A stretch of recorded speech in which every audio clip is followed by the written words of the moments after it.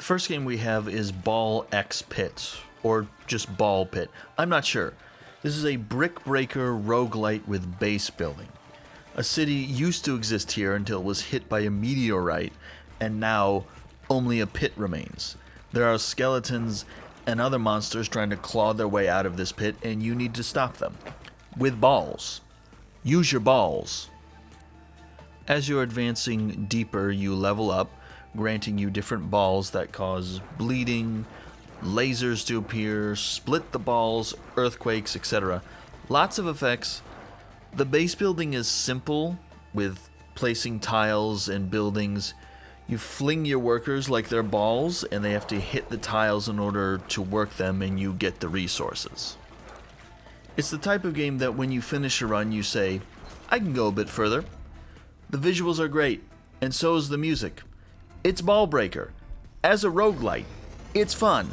It's a free demo. You have no reason not to play it. Go play this game. The next game is called Ratatan. This is a rhythm side-scrolling roguelite. The art style immediately jumped out to me, and the music too. It's bright, it's goofy, lighthearted. You lead a group of minions to attack for you. You see the staff bar at the bottom. You use that by timing the button combos correctly, and your minions do your bidding. This is a fun idea for a game. The problem is that I found the timing to be frustrating.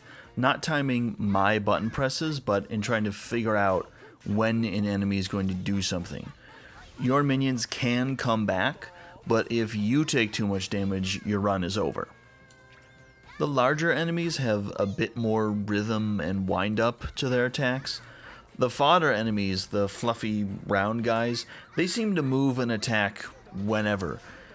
You need to do things slowly because you can't do moves that often. You have to wait for the bar to move across the staff. So for a second or two in between moves, you can't do anything. You're vulnerable. The enemies don't move with the same rhythm as you, which makes everything more difficult to time properly. So much so that you really can't. It would be better if the roguelites, doing multiple runs, getting temporary items and buffs aspect was ditched. This feels like it should be a story-focused game with permanent upgrades rather than a roguelite. This has a 2025 release date, sometime, no date given. I'm very interested in this and there's potential here, but it needs work. The final game is Wildgate. This is a multiplayer first-person shooter in space with shipboarding and sabotage. It's quite an interesting game when I got it working. It took a few restarts to get the game running. On top of that, when I tried to play the tutorial, that took a few times and a game restart to get it working. That was frustrating, I must admit.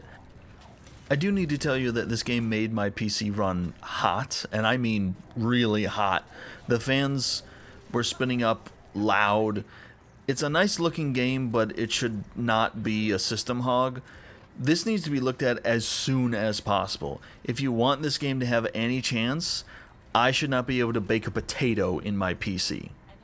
When I got into a game, it was fun. You're a crew member of 4 players, and there are 5 crews for a total of 20 players per match. Each of you has a ship with turrets and various things to interact with inside your ship. Things like a reactor which sometimes gets overheated, it needs a restart or more coolant, and you might need to venture outside to collect ice shards in order to cool that reactor down. There's other things you can collect outside of the ship. There's like little buildings that you can go to get mods and upgrades and stuff like that. There's modules in the ship that you can install the mods into little receptacles. You can boost your turret damage, increase the shields, so on and so forth.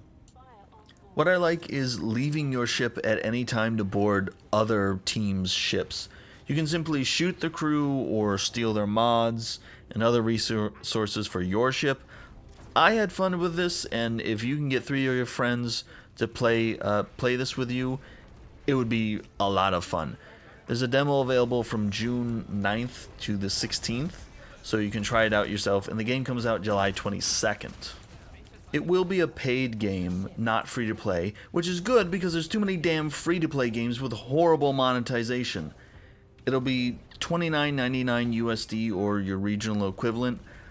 I don't know if this game will have legs or enough people interested.